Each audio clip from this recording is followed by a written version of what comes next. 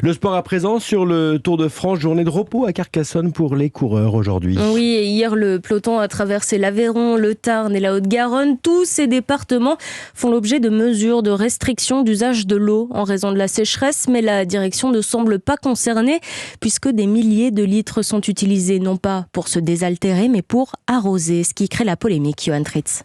10 000 litres d'eau, la quantité stockée par les organisateurs du Tour de France, avec pour seul but arroser l'asphalte avant le passage des coureurs.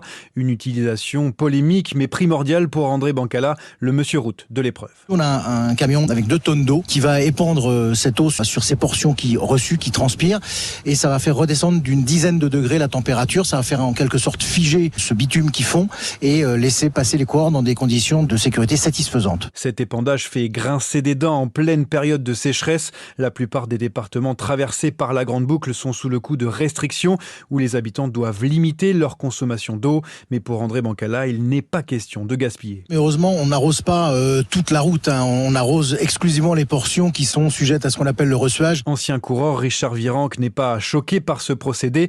Il aurait d'ailleurs même bien aimé en profiter à son époque où il a connu des chaussées bien abîmées. Surtout dans les Hautes-Alpes, il y avait des petites routes et carrément le goudron fondait. Donc je vous dis pas comment vous en mettez plein de partout. L'organisation tient quant à elle à minimiser les chiffres. Selon elle, ce ne sont qu'une centaine de litres d'eau qui seraient déversés chaque jour. Johan Tritz.